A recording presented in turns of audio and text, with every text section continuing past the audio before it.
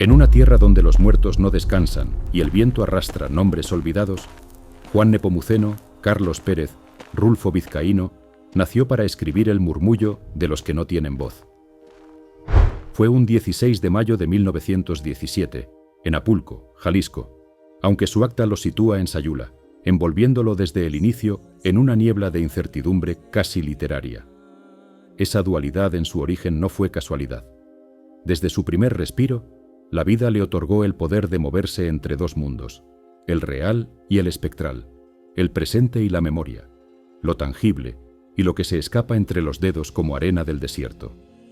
Hijo de una familia de clase media rural venida a menos, su existencia se enraiza en el México profundo, ese que aún sangraba por las heridas abiertas de la Revolución Mexicana y la Guerra Cristera, un país en donde la muerte caminaba al lado de los campesinos y la fe se confundía con el miedo.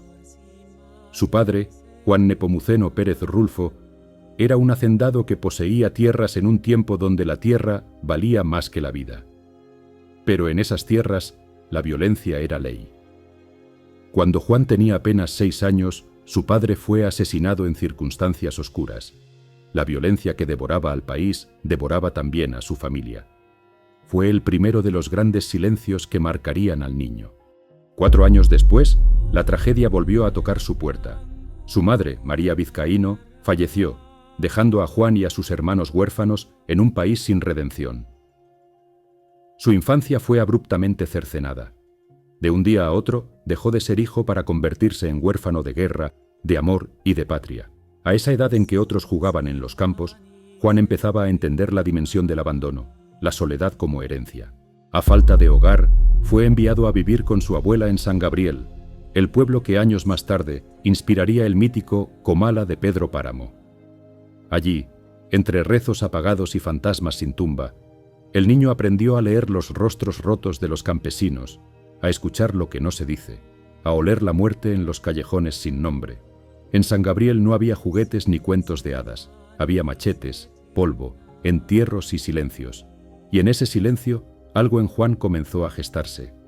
Una voz profunda, desgarradora, que hablaba desde el fondo de la tierra. Fue testigo directo de la Guerra Cristera, esa guerra civil olvidada, donde campesinos se levantaron en armas para defender su fe frente a un gobierno que pretendía erradicar la religión. Desde niño, vio los cuerpos colgados en los caminos, escuchó los disparos en las noches cerradas, y supo que en su tierra nadie moría del todo, solo cambiaban de plano, esperando que alguien los recordara. Ese alguien, algún día, sería él. Sin madre, sin padre, sin tierra, Juan Rulfo fue internado en el orfanato. Allí, la infancia se convirtió en una prisión emocional. El hambre era constante, el maltrato era ley, y la compañía eran otros niños rotos.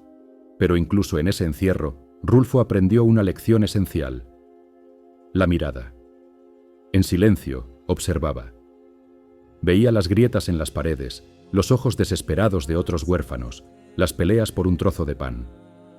Sin saberlo, se estaba formando el ojo agudo del narrador, del fotógrafo, del hombre que más tarde capturaría con palabras el sufrimiento de todo un pueblo. Durante estos años formativos, el joven Rulfo se refugió en los libros. Descubrió la biblioteca del orfanato y con una avidez casi animal devoró cuanto texto cayó en sus manos. Especialmente lo marcaron los escritores rusos y los clásicos españoles, en cuyas historias encontraba ecos de su propio dolor. A falta de amor humano, encontró consuelo en el lenguaje. Fue ahí, en ese universo de letras, donde empezó a entrever que podía construir otro mundo. Uno donde el sufrimiento tuviera forma, donde los olvidados hablaran, donde los muertos susurraran sus penas. El México en el que creció Juan Rulfo era un país donde la justicia era un eco lejano, donde los poderosos se alimentaban de la miseria ajena, donde la tierra, ese personaje constante en su obra, se volvía tumba o condena, y mientras muchos se adaptaban o se rendían, él aprendió a mirar profundamente. Su sensibilidad se desarrolló no solo por las pérdidas que sufrió, sino por la intensidad con la que observó el dolor de los demás. Para Rulfo, cada rostro tenía una historia, cada silencio escondía un grito, y cada camino polvoriento podía llevar al infierno o al paraíso, dependiendo de cómo se lo contara. La infancia de Juan Rulfo fue un campo de entrenamiento para el alma. Cada muerte, cada abandono, cada noche sin pan, lo empujaba más profundamente hacia ese abismo interior del que, con los años, extraería oro literario. Años después, cuando el mundo lo reconociera como uno de los escritores más influyentes de la lengua española, él solo respondería con humildad: «Yo no inventé nada. Todo lo que escribí, lo viví». Y en ese todo estaba la raíz de su genialidad. Porque mientras otros escribían desde la razón, Juan Rulfo escribiría desde la herida.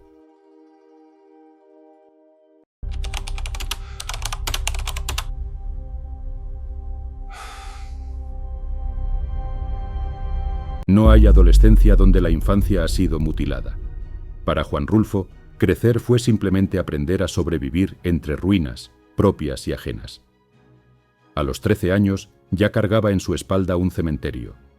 Sin padres, sin pertenencias, sin un lugar al que llamar hogar, se convirtió en un observador silencioso de un país que parecía ensañarse con los pobres, con los campesinos, con los que no tenían voz ni futuro. Su mundo era una larga extensión de desamparo.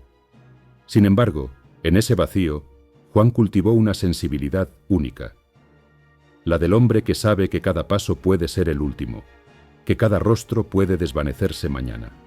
Durante sus años en Guadalajara, después del orfanato, la vida no se volvió más fácil.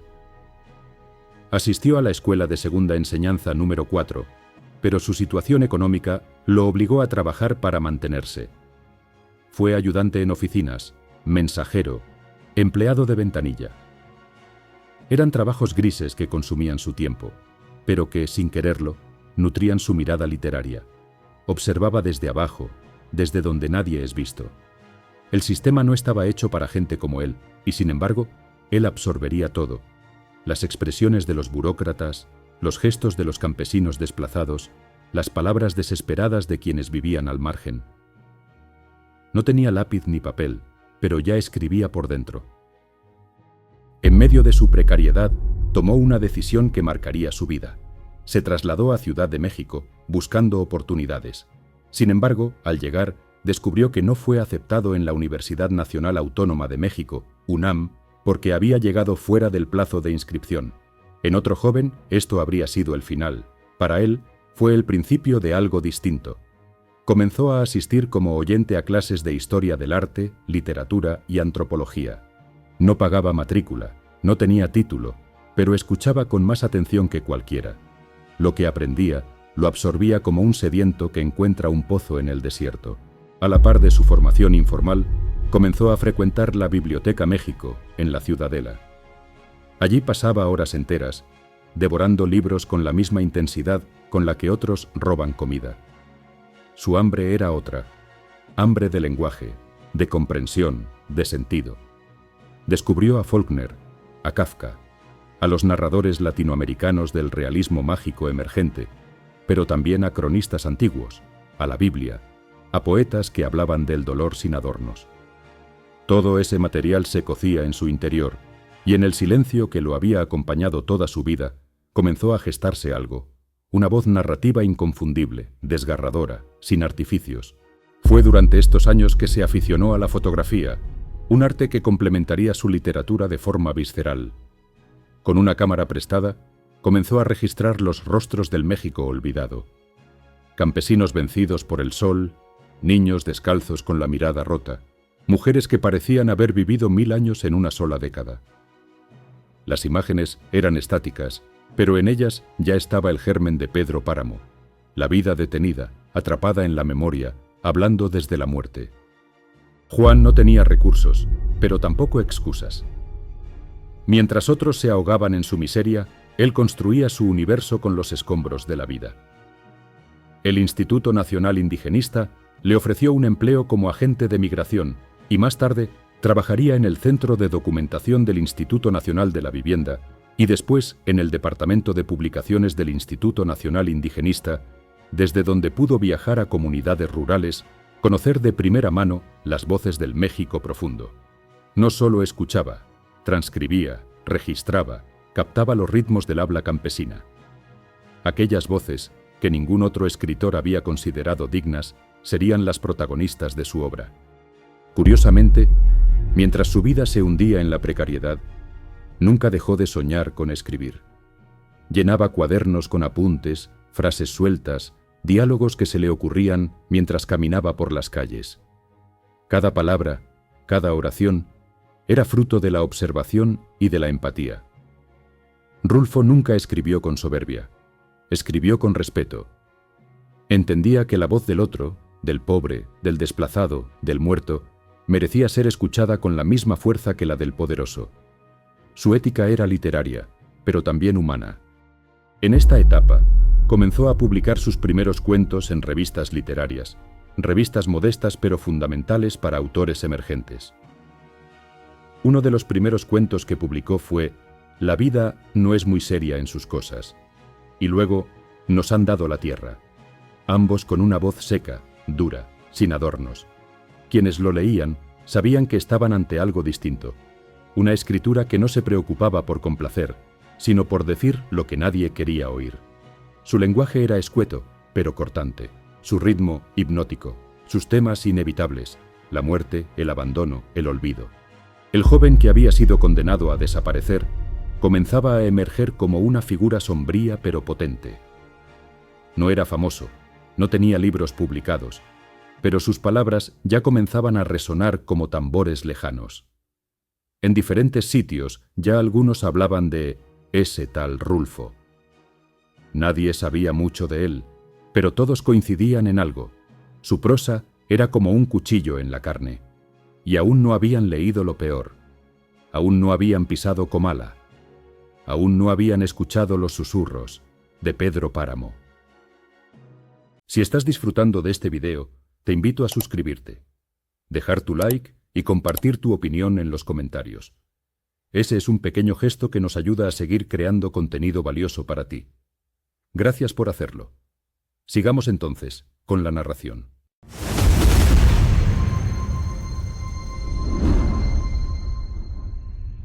Para muchos escritores, la obra se construye con oficio, con técnica, con años de práctica. Para Juan Rulfo, la literatura fue una consecuencia inevitable del sufrimiento y la memoria. Ya no era el adolescente silencioso, ni el empleado invisible.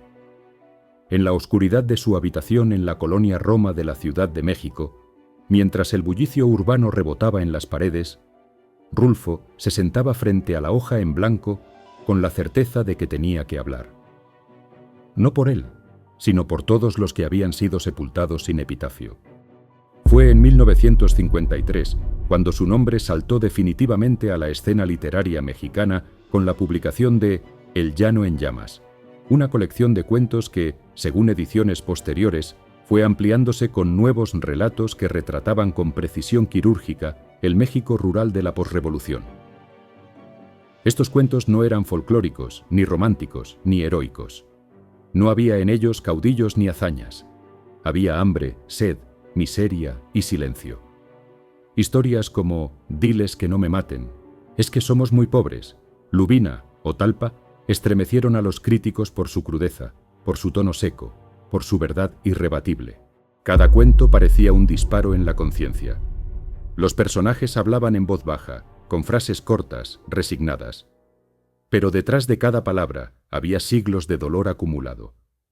El estilo de Rulfo era el resultado de toda una vida mirando el sufrimiento desde la trinchera. Sus campesinos no eran alegóricos ni símbolos, eran reales, de carne, polvo y lágrimas. El llano en llamas no era solo una región geográfica, era el infierno en la tierra. Un México que el poder quería olvidar, pero que él resucitó con una dignidad brutal. El impacto fue inmediato. En medio de un ambiente literario dominado por narrativas urbanas o europeizantes, Rulfo trajo la voz del campo, de los muertos, del México profundo. Su lenguaje era directo, pero poético, árido, pero profundo. Era una prosa construida como si fuera piedra volcánica, dura por fuera, incandescente por dentro. Para muchos, era una revelación. Para otros, una afrenta. ¿Cómo podía hablarse así del campesino? ¿Cómo podía narrarse desde el punto de vista del que ha perdido todo? Pero Rulfo no escribía para agradar, tampoco para vender, ni siquiera por ambición. Escribía como quien escarba una fosa común, con dolor, con respeto, con urgencia. Y entre los ecos de sus cuentos ya empezaba a tomar forma su proyecto mayor. Una historia que lo obsesionaba, que lo perseguía desde hacía años. La historia de un hijo que va en busca de su padre, y en el camino descubre que todos a su alrededor ya están muertos. En esos años, Rulfo trabajaba en el Instituto Nacional Indigenista, donde viajaba por distintas comunidades documentando tradiciones orales. Ese contacto con los pueblos originarios, con su cosmovisión de la vida y la muerte, alimentó profundamente su narrativa. Para los indígenas que entrevistaba, los muertos convivían con los vivos, el tiempo era circular y el pasado nunca se iba del todo. Esa visión mágica, profundamente arraigada en lo real, sería fundamental para el texto que estaba por nacer, Pedro Páramo. La historia comenzó a gestarse como un murmullo.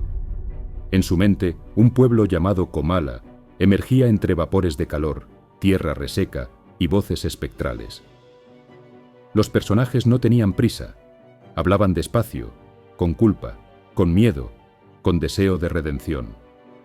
Durante más de un año, Rulfo escribió en pequeños trozos de papel, en las noches, mientras el mundo dormía.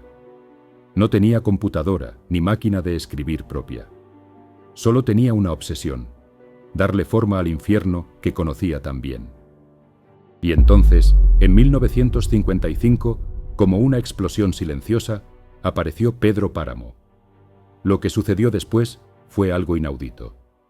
Algunos críticos la rechazaron al principio, incapaces de entender una novela donde el protagonista moría a mitad del relato, donde el tiempo era un laberinto, donde los narradores se confundían con los muertos.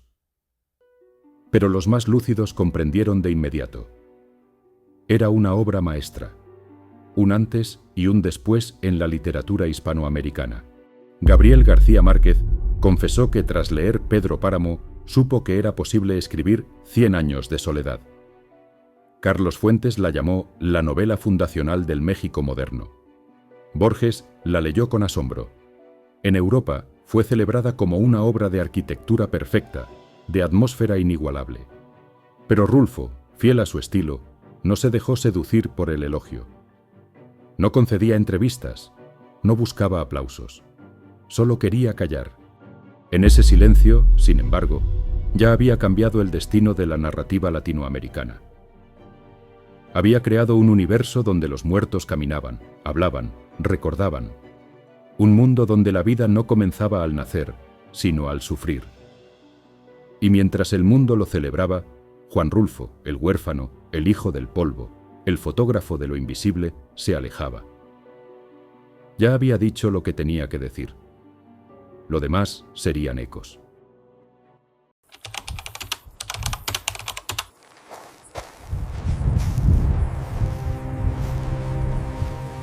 Tras la publicación de Pedro Páramo en 1955, Juan Rulfo no volvió a publicar otra novela nunca más. A partir de ese momento, se produjo uno de los silencios más desconcertantes de la literatura hispanoamericana. No fue un silencio de muerte ni de abandono, sino un silencio novelesco. La voz que había revolucionado la narrativa en español no desapareció, pero se negó a repetirse. Mientras el mundo esperaba nuevos libros, Rulfo siguió escribiendo en la sombra, destruyendo borradores, abandonando proyectos, trabajando en guiones, en la fotografía y en la memoria profunda de México. La pregunta quedó suspendida durante décadas. ¿Cómo podía alguien que había abierto una grieta definitiva en la literatura elegir no volver a cruzarla? Durante años se tejieron mitos alrededor de ese silencio. Algunos decían que había quedado paralizado por el peso de su propia fama. Otros, que se sentía superado por la presión crítica, que cualquier cosa que escribiera sería comparada inevitablemente con Pedro Páramo, y no quería traicionar su obra. También circuló una versión más trágica, que había perdido la fe en el lenguaje, que sentía que ya había dicho todo lo que tenía que decir, y que las palabras, por más bellas o precisas que fueran, no bastaban para redimir el sufrimiento humano. Pero la verdad, como siempre con Rulfo, es más compleja. En múltiples entrevistas posteriores dijo con claridad: «Ya no tengo nada más que contar». Para él, escribir no era un ejercicio de vanidad ni una carrera de producción. Escribía cuando la necesidad era absoluta, cuando lo que tenía adentro le quemaba el pecho. Pedro Páramo y El llano en llamas no fueron productos de un proyecto literario calculado. Fueron la expulsión de una vida entera de sufrimiento y observación. Una vez hechos libro, el volcán interior se apagó. Mientras el mundo clamaba por una nueva obra, Rulfo siguió trabajando en silencio. Aceptó un puesto como editor en el Instituto Nacional Indigenista, donde contribuyó a la publicación de cientos de textos antropológicos, lingüísticos y literarios dedicados a las comunidades indígenas del país. Allí, su trabajo fue silencioso pero incansable. Era meticuloso, detallista, comprometido. Nunca buscó brillar. Ayudó a otros a hablar, como si lo suyo fuera precisamente eso: encender voces ajenas, ya que la suya había concluido su misión.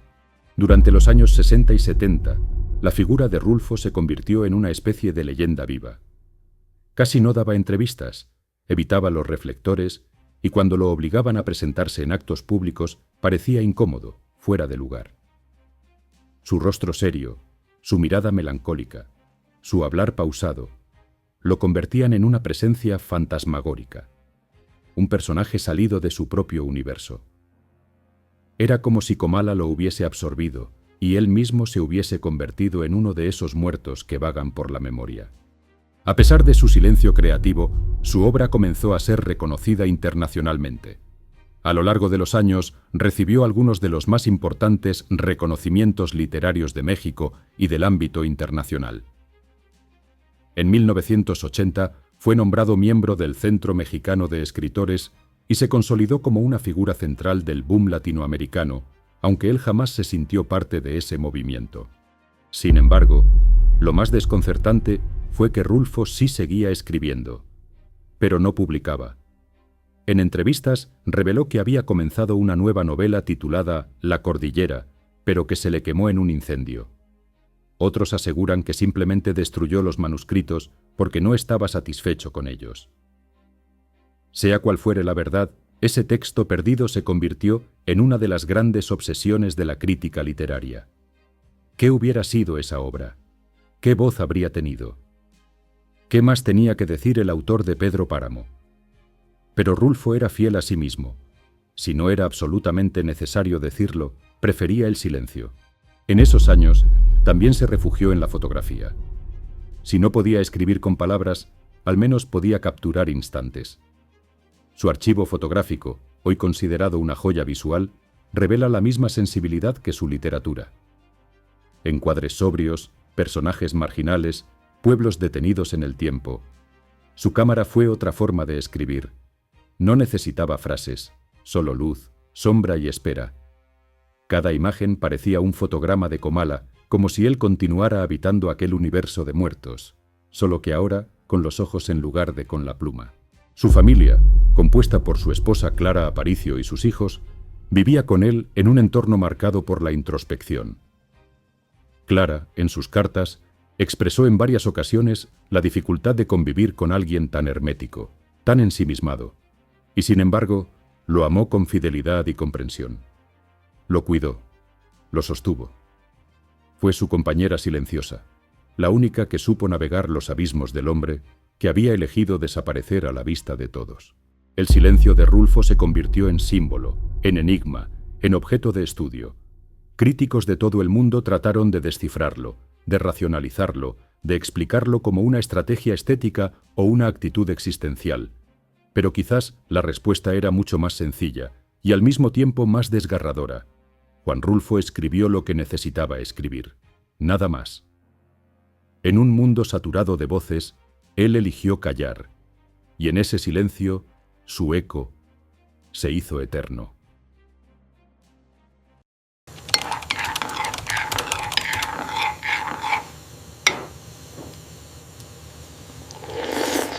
En la vida de Juan Rulfo, el éxito no se tradujo nunca en celebraciones ni luces brillantes. Aunque Pedro Páramo y El llano en llamas fueron reconocidos como obras maestras, él jamás cambió de actitud, jamás buscó convertirse en figura pública, y mucho menos alimentó el espectáculo literario que muchos de sus contemporáneos abrazaron con naturalidad. Mientras otros escritores del boom latinoamericano recorrían el mundo entre premios, conferencias y prestigio, Rulfo permanecía en su casa, en su oficina, en sus silencios. Y si asistía a una ceremonia, lo hacía con la misma expresión con la que uno asiste a un entierro. Era un escritor que parecía no querer serlo. O quizás era más simple. Rulfo no escribía para vivir de la literatura, sino para sobrevivir a la memoria. Durante los años posteriores a la publicación de sus libros, la figura de Rulfo se volvió casi mítica. En universidades y círculos literarios, se hablaba de él como si fuera un fantasma que había dejado textos perfectos y luego se hubiera desvanecido en la niebla de Comala. Su parquedad, su mirada esquiva, su forma de responder con frases breves y tajantes en entrevistas, contribuían a ese misterio. Pero bajo esa capa de reticencia habitaba un hombre profundamente herido, atrapado en una batalla constante entre la palabra y el silencio. Pese a su bajo perfil, Juan Rulfo no dejó de observar el país que lo rodeaba. Era crítico, sensible a las injusticias sociales, atento al abandono institucional que vivían las comunidades indígenas y rurales. Pero no usaba su voz en discursos. Lo hacía en los márgenes, editando libros, apoyando a jóvenes escritores, compartiendo conversaciones íntimas donde hablaba con sabiduría, con dolor y con una ironía seca que solo quienes lo conocían bien sabían interpretar. Uno de los aspectos menos conocidos de su vida adulta fue su cercanía con la fotografía antropológica. En su trabajo para el Instituto Nacional Indigenista, recorrió buena parte del territorio mexicano. Allí no solo documentó realidades olvidadas, las vivió.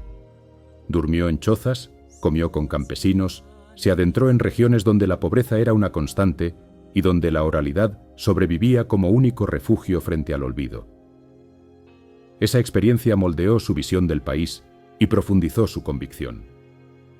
México es un país habitado por fantasmas, pero no los que regresan del más allá, sino los que nunca se fueron porque nadie los escuchó. Y sin embargo, pese a ese compromiso vital con la memoria de los otros, Rulfo se aisló cada vez más en su propio mundo. No era un ermitaño, pero su vida era de interiores, el hogar, la oficina, la memoria. Dedicaba tiempo a leer, a corregir manuscritos ajenos, a caminar por la ciudad con su cámara. Pero la escritura de ficción, esa llama que había ardido con fuerza entre 1940 y 1955, parecía haberse extinguido por completo. Y con ella, la esperanza de una nueva novela. Sus lectores, y especialmente los críticos, no lo perdonaron del todo. Durante años lo acosaron con preguntas. ¿Por qué no escribe más? ¿Cuándo publicará otra novela? ¿Está trabajando en algo nuevo? La respuesta siempre era la misma. No tengo más que decir. Y eso era todo. Pero el silencio de Rulfo, lejos de vaciarlo, lo convirtió en un monumento. Mientras otros escritores crecían por acumulación, él crecía por sustracción. Cada año sin publicar lo hacía más enigmático. Cada negativa lo elevaba a un pedestal que no había pedido. Juan Rulfo no necesitó 30 novelas para volverse eterno. Le bastaron 2 libros. Y sin embargo, la presión continuó. En círculos literarios y académicos, muchos cuestionaron si ese silencio era real. ¿Acaso no escribiría en secreto? ¿No tendría algún manuscrito escondido? La respuesta la confirmó años después su familia. Escribía, sí, pero destruía lo que no consideraba digno. Su autocrítica era feroz. Nada lo satisfacía. No toleraba repetir fórmulas ni dejarse llevar por las expectativas externas. Cada palabra, para él, debía tener un peso específico. Y si no lo tenía, era desechada. Mientras tanto, el mundo seguía cambiando. México entraba en nuevas etapas de violencia, desigualdad y desarraigo. Pero la obra de Rulfo se mantenía como un faro, un espejo oscuro donde el país seguía viéndose reflejado. Los jóvenes lo descubrían con asombro. Los viejos lo releían con devoción. Críticos de todo el mundo lo traducían, lo citaban, lo analizaban. Su nombre, que él habría preferido mantener en voz baja, se convirtió en uno de los más altos de la literatura en español del siglo XX. Y mientras tanto, él envejecía. Lo hacía con dignidad, pero también con cierta melancolía. El rostro de Juan Rulfo en sus últimos años es el de un hombre que ha visto demasiado, que ha cargado con más peso del que corresponde a una sola vida. Sus ojos, profundamente oscuros, miraban con una mezcla de distancia y compasión. Su voz, pausada, aún podía estremecer a quien lo escuchara hablar de la muerte, del tiempo, de los recuerdos. Vivía en una ciudad que ya no era la suya. Rodeado de ruido, de política, de espectáculos, Rulfo era una figura de otra época, o de ninguna, un sobreviviente de sí mismo, un hombre que ya había dicho todo, pero cuya obra seguía y sigue hablando por él. En las sombras de Comala los muertos aún lo llaman, y él en silencio escucha.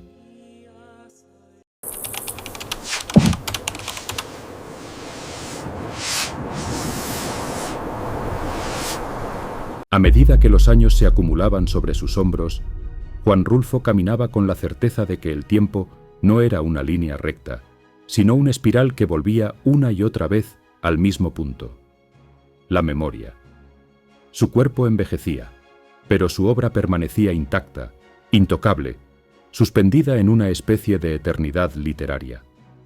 Era un hombre cuya leyenda crecía incluso mientras él se desvanecía. Mientras su salud se debilitaba y sus apariciones públicas se hacían más escasas, su nombre seguía encendiendo debates, artículos, ensayos, homenajes. Pero él, como siempre, permanecía al margen. Nunca pretendió ser un ídolo. Solo quería seguir caminando sin hacer ruido. En la década de 1980, el mundo hispanoamericano ya lo reverenciaba como un pilar de su literatura. Sus obras eran obligatorias en universidades, sus cuentos se estudiaban como joyas de precisión narrativa, y su figura era comparada con los más grandes escritores del siglo. Y sin embargo, en su cotidianidad, Rulfo vivía con extrema humildad. No tenía lujos, no tenía asistente, no tenía el ego de un consagrado.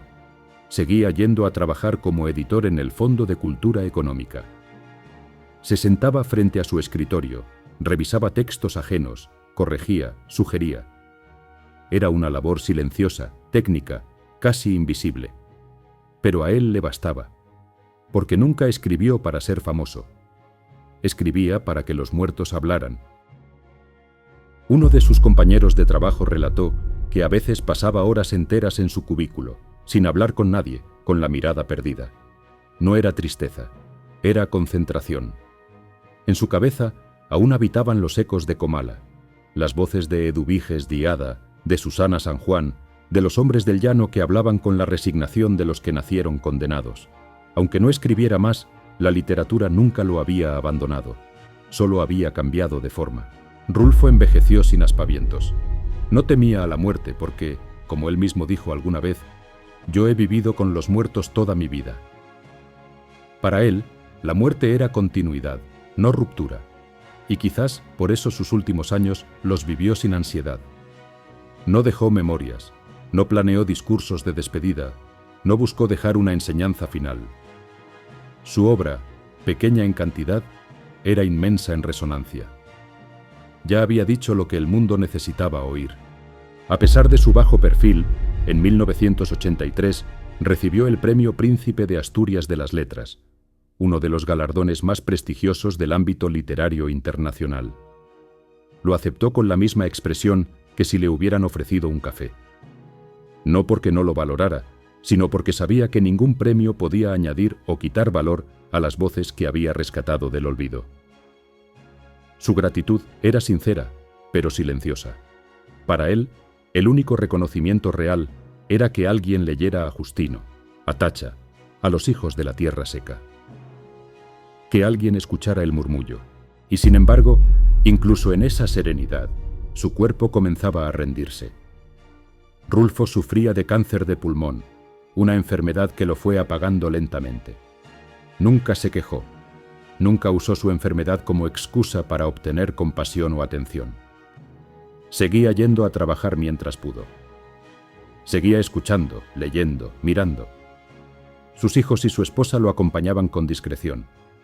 Nadie hablaba demasiado del final. Era como si todos supieran que ese final ya había sido escrito hacía mucho tiempo, y que solo faltaba el momento en que la Tierra lo reclamara del todo. El 7 de enero de 1986, Juan Rulfo murió en la Ciudad de México, a los 68 años. La noticia recorrió el mundo. En México hubo silencio. En América Latina, duelo. En Europa, respeto. Las editoriales desempolvaron sus libros, los periódicos publicaron perfiles, los críticos hablaron de su genio. Pero en su casa, entre los suyos, la despedida fue íntima, como él siempre lo deseó. Sin multitudes, sin discursos. Solo el sonido de las páginas, quizás, siendo vueltas por quienes lo amaron en vida. Pero Juan Rulfo no murió en 1986. Solo su cuerpo lo hizo. Su obra, esa extraña alquimia de dolor y belleza, quedó viva. Más viva que nunca. Porque Pedro Páramo sigue hablándole a cada generación nueva que se enfrenta a su laberinto espectral. Porque el llano en llamas sigue siendo el espejo donde México se reconoce, aunque le duela. Y porque cada lector que entra en Comala entra también en la memoria de un país que no ha sabido enterrar del todo a sus muertos. Juan Rulfo no fue un hombre de este mundo. Fue un médium entre los vivos y los que no pudieron hablar. Su tumba es solo un símbolo, porque su verdadera morada está en las voces que dejó atrás, en los murmullos que aún resuenan cuando el viento cruza el llano. El hombre se fue. El eco permaneció.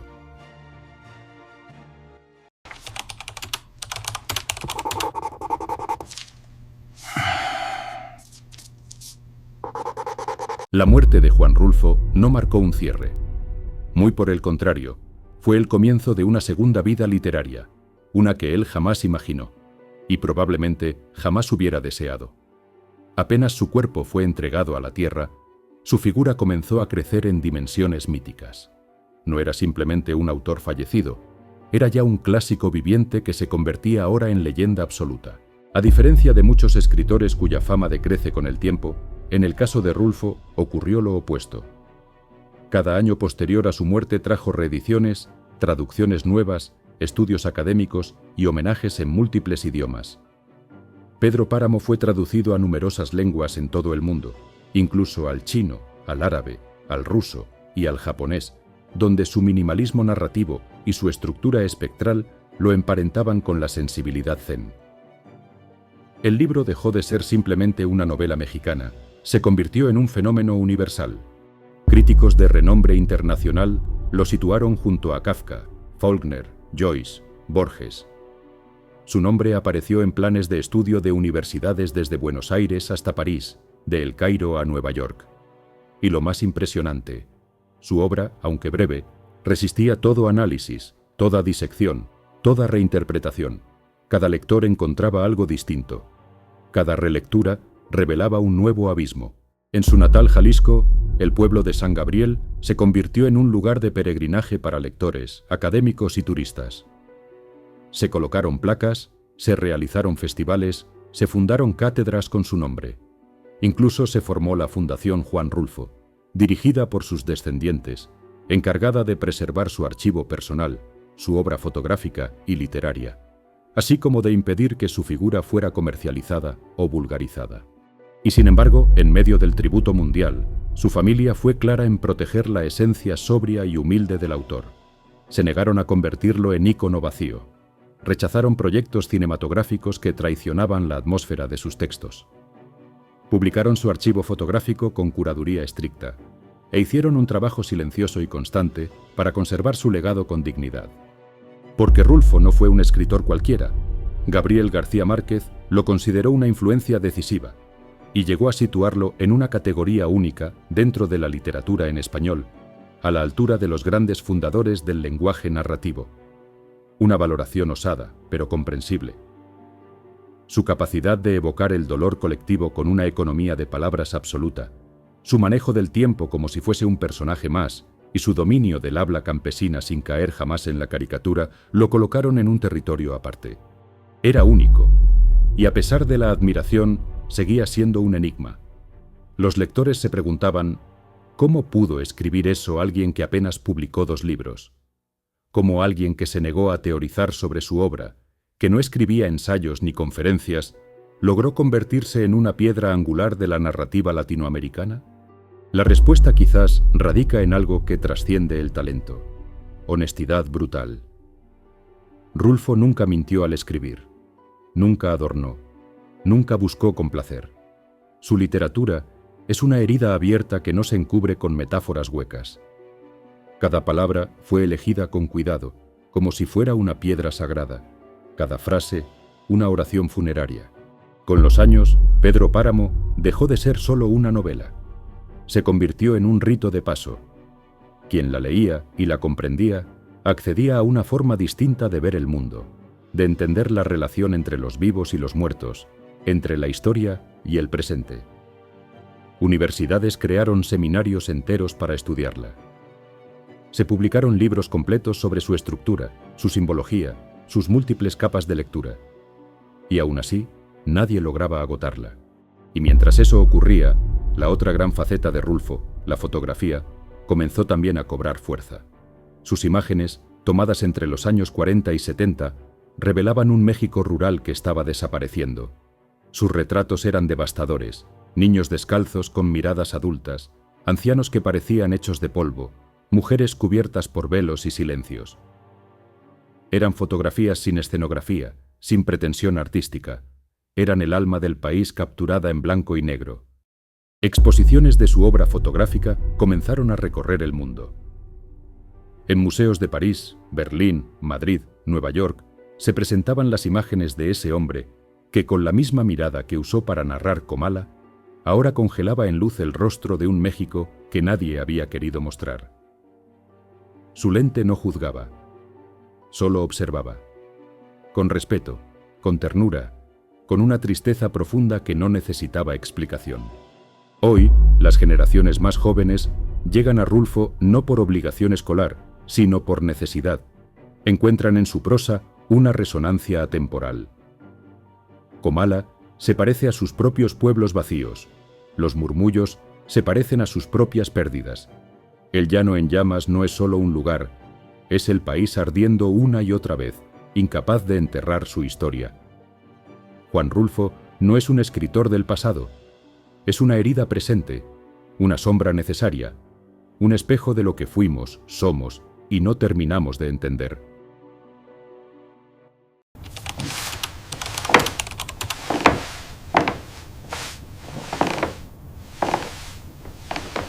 A estas alturas, Juan Rulfo ya era un mito.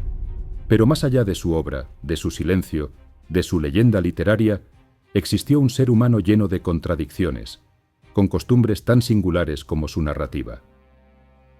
Detrás del autor que escribió a los muertos, había un hombre extremadamente metódico, reservado, melancólico y obsesivo. Un ser que vivía entre la rigidez del orden y el caos emocional de su pasado. Uno de los aspectos menos explorados de su vida fue su compleja relación con la disciplina. Rulfo era, en palabras de quienes lo conocieron, obsesivo con la corrección lingüística y estilística. Podía pasar horas ajustando una sola frase. No toleraba los adjetivos innecesarios ni las repeticiones. Creía que el lenguaje debía ser austero pero preciso, como una herramienta de cirujano. Sus manuscritos estaban llenos de tachaduras, notas, versiones reescritas a mano una y otra vez. Esa autoexigencia lo llevó a destruir páginas enteras que no le satisfacían, incluso cuando ya estaban casi listas para publicar. Sus cuadernos personales, algunos revelados años después, muestran un proceso de escritura agónico, lento, detallado. No improvisaba. Cada palabra debía tener un peso emocional, histórico y simbólico. Si no lo tenía, simplemente no existía. Rulfo no escribía para entretener, escribía para que doliera. Y así como era exigente consigo mismo, también lo era con los demás. En su trabajo como editor, era conocido por sus silencios incómodos ante textos mediocres. No insultaba, no ridiculizaba, pero su silencio lo decía todo. Si un texto no valía la pena, Rulfo lo dejaba morir en el escritorio. Por el contrario, cuando encontraba una voz auténtica, lo apoyaba con discreción. Nunca se mostró paternalista ni maestro. Era un editor que hablaba poco, pero que te transformaba con una sola observación. En su vida cotidiana, era profundamente austero. No le interesaban las posesiones, los lujos, ni los eventos sociales. Su vestimenta era sencilla, casi monástica. Camisas blancas, pantalones oscuros, sin ostentación. Vivía en una casa modesta en la Ciudad de México, rodeado de libros, fotografías y silencio. Su esposa, Clara Aparicio, fue su ancla emocional. Se conocieron en 1947 y se casaron poco después. Las cartas que Rulfo le escribió, publicadas décadas más tarde, revelan una faceta íntima, amorosa y vulnerable del escritor. En esas cartas, firmadas como Juanito o simplemente tu Rulfo, hablaba de sus inseguridades, de su necesidad de afecto, de su miedo al fracaso. Le confesaba sus dudas sobre su talento, su angustia por no poder escribir, su tristeza ante la soledad. Y sin embargo, en esa fragilidad, mostraba la grandeza de alguien que, pese a todo, seguía buscando sentido en medio de la oscuridad. Con Clara tuvo 4 hijos, entre ellos Juan Carlos Rulfo, quien se convertiría en cineasta y más tarde realizaría documentales sobre la obra de su padre. La relación de Rulfo con sus hijos fue afectuosa pero distante. No era un padre autoritario ni violento, pero tampoco efusivo. Les ofrecía tiempo, estabilidad y conversación cuando la situación lo permitía. Su mundo interior era tan vasto y ensimismado que a veces parecía más presente en los muertos que en los vivos. En la mesa familiar, sus silencios eran comunes. No por falta de interés, sino porque su lenguaje natural no era el de las palabras habladas. Juan Rulfo era un hombre que se comunicaba mejor a través de la ausencia, y, paradójicamente, esa ausencia lo hacía inolvidable. Sus hijos lo recordaron como un hombre tierno, discreto, lleno de humor seco y mirada profunda. Como alguien que estaba ahí, aunque no siempre parecía estar.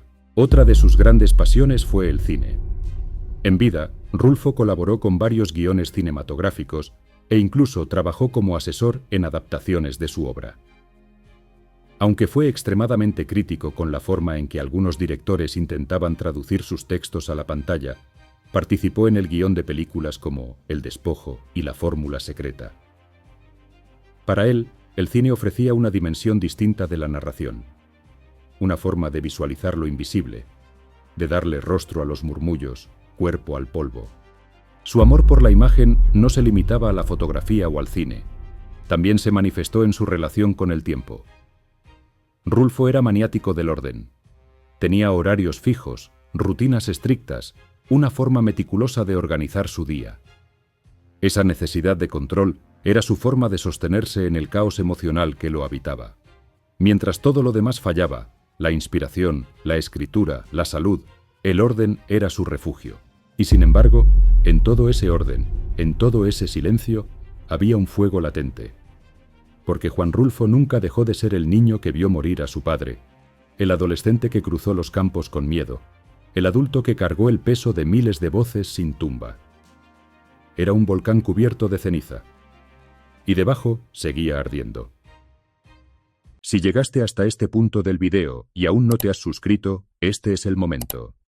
Activa las notificaciones, déjanos un comentario, cuéntanos qué piensas de este personaje, cuál te gustaría ver en un próximo video, o simplemente salúdanos. Ese pequeño gesto hace una gran diferencia y nos ayuda a seguir creando contenido para ti. Gracias por eso. Continuemos entonces, con la narración. Tras su muerte en 1986, Juan Rulfo dejó tras de sí una obra corta pero monumental. No más de 300 páginas publicadas entre El llano en llamas y Pedro Páramo, más una pequeña selección de textos dispersos, guiones y cartas. Y sin embargo, esas páginas bastaron para torcer el destino de la literatura en español, para redefinir el tono, el ritmo y la profundidad con la que América Latina se contaría a sí misma. Rulfo no solo habló de los muertos, les dio idioma, les dio forma, les dio dignidad. Su nombre comenzó a ocupar sitios cada vez más altos. La Real Academia Española lo incluyó como referencia ineludible. Las universidades más prestigiosas del mundo dedicaron tesis enteras a su estilo, su estructura, su simbolismo. En México fue elevado a la categoría de patrimonio cultural.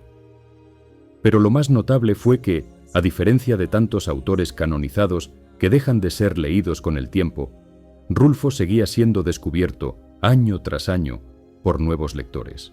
Y no solo en México. En Colombia, Pedro Páramo es lectura obligatoria. En Argentina, se considera una obra maestra insuperable. En Francia, la crítica lo ha comparado con Camus y Beckett. En Japón, su tono minimalista y la carga espiritual de sus textos encontraron eco en la sensibilidad zen. Y en Estados Unidos, sus traducciones han sido objeto de estudio en más de 100 universidades.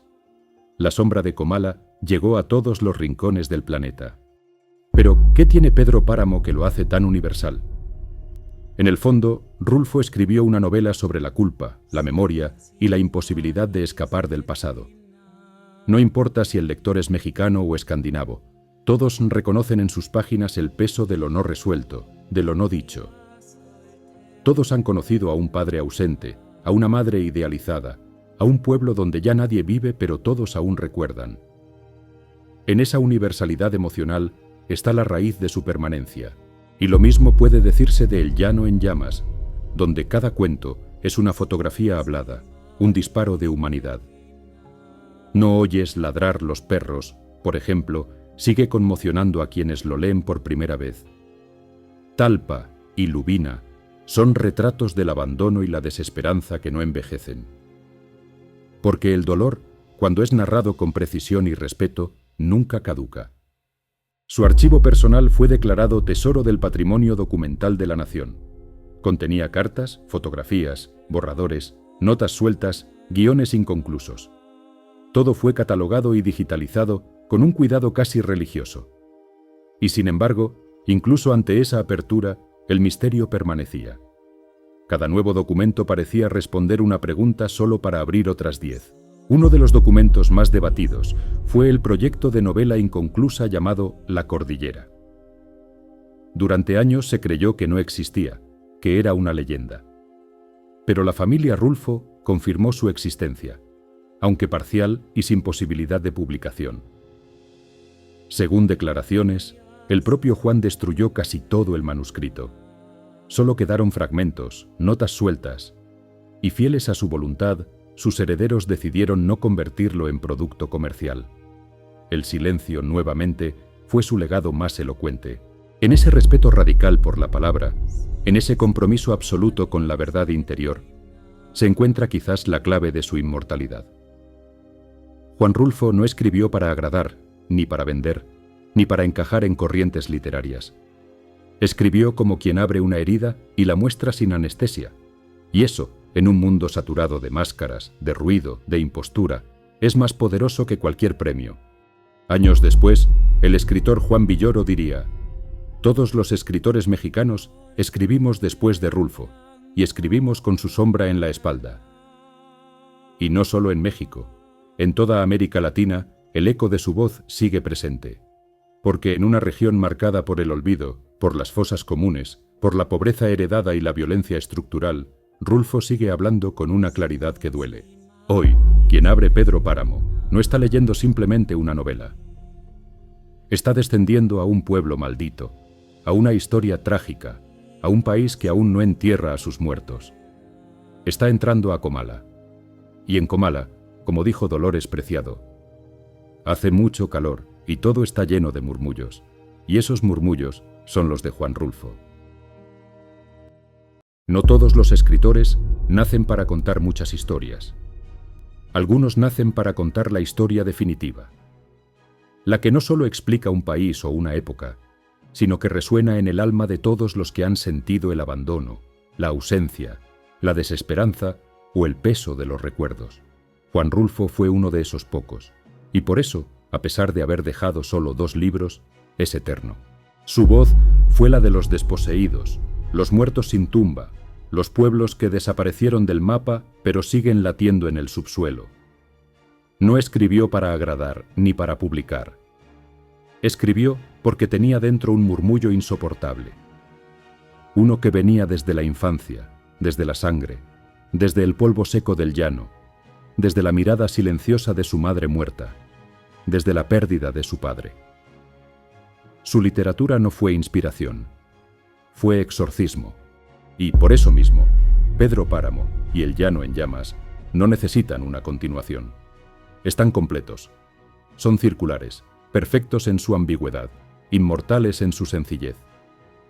Cada personaje que habita esas páginas es real, no por verosimilitud, sino porque Rulfo les dio existencia al nombrarlos. Los sacó del olvido, los arrancó de la fosa común y los dejó caminar por la literatura como almas en pena que ya no pueden ser ignoradas. No hay frase vacía en su obra, no hay adjetivo de más. Cada diálogo, cada silencio, cada muerte, cada paso bajo el sol de Comala construye un mundo cerrado, un universo que no necesita más. Lo que hizo Rulfo fue tan profundo, que marcó a generaciones completas de lectores, escritores, cineastas, antropólogos, músicos, fotógrafos. Porque habló de lo que nadie quería ver, de lo que el México oficial siempre quiso enterrar: el abandono estructural, la miseria heredada, la violencia disfrazada de destino. Hoy, su nombre está tallado en piedra, en estatuas, en aulas, en bibliotecas, pero más importante, está grabado en el lenguaje mismo, en los silencios de los cuentos, en las palabras no dichas de una conversación, en la memoria dolorosa de los que fueron arrancados de la historia. Rulfo es parte del ADN cultural de América Latina. Y lo más extraordinario es que nunca se vendió. Nunca se corrompió. Nunca traicionó su voz. Nunca buscó capitalizar su prestigio ni convertirlo en espectáculo, y mantuvo siempre una relación distante con el reconocimiento público.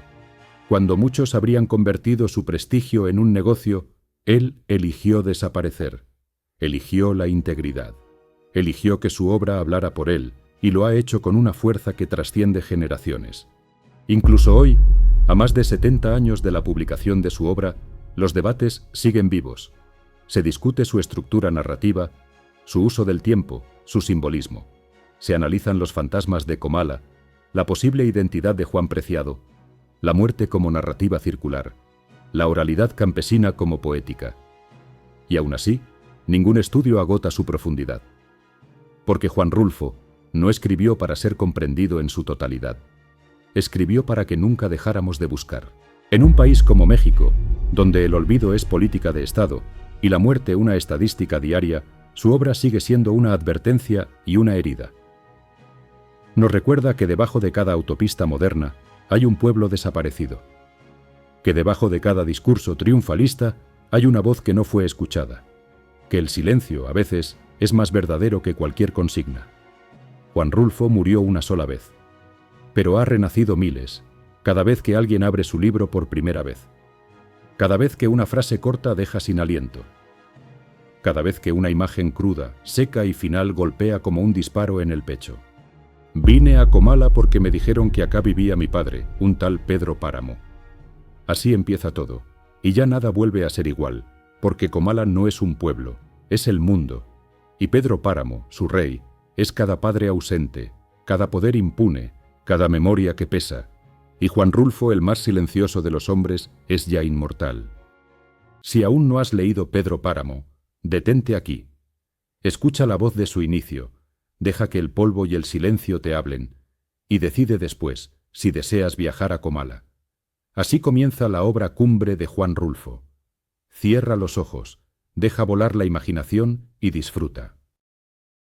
Vine a Comala porque me dijeron que acá vivía mi padre, un tal Pedro Páramo. Mi madre me lo dijo, y yo le prometí que vendría a verlo en cuanto ella muriera. Le apreté sus manos en señal de que lo haría, pues ella estaba por morirse y yo en plan de prometerlo todo. No dejes de ir a visitarlo, me recomendó. Se llama de este modo y de este otro. Estoy segura de que le dará gusto conocerte. Entonces no pude hacer otra cosa sino decirle que así lo haría, y de tanto decírselo, se lo seguí diciendo aún después que a mis manos les costó trabajo zafarse de sus manos muertas. Todavía antes me había dicho: no vayas a pedirle nada, exígele lo nuestro, lo que estuvo obligado a darme y nunca me dio. El olvido en que nos tuvo mi hijo, cóbraselo caro. Así lo haré, madre, pero no pensé cumplir mi promesa. hasta que ahora pronto comencé a llenarme de sueños, a darle vuelo a las ilusiones. Y de este modo se me fue formando un mundo alrededor de la esperanza que era aquel señor llamado Pedro Páramo, el marido de mi madre. Por eso vine a Comala. Era ese tiempo de la canícula, cuando el aire de agosto sopla caliente, envenenado por el olor podrido de las saponarias. El camino subía y bajaba. Sube o baja según se va o se viene. Para el que va, sube. Para el que viene, baja. ¿Cómo dice usted que se llama el pueblo que se ve allá abajo? Comala, señor. ¿Está seguro de que ya es Comala? Seguro, señor. ¿Y por qué se ve esto tan triste? Son los tiempos, señor. Yo imaginaba ver aquello a través de los recuerdos de mi madre, de su nostalgia, entre retazos de suspiros. Siempre vivió ella suspirando por Comala, por el retorno, pero jamás volvió. Ahora yo vengo en su lugar. Traigo los ojos con que ella miró estas cosas, porque me dio sus ojos para ver. Hay allí, pasando el puerto de los Colimotes, la vista muy hermosa de una llanura verde, algo amarilla por el maíz maduro. Desde ese lugar se ve Comala, blanqueando la tierra, iluminándola durante la noche. Esto es Pedro Páramo. No inicia como una historia, sino como un llamado. Desde aquí, todo lo que habla, habla desde la muerte y la memoria.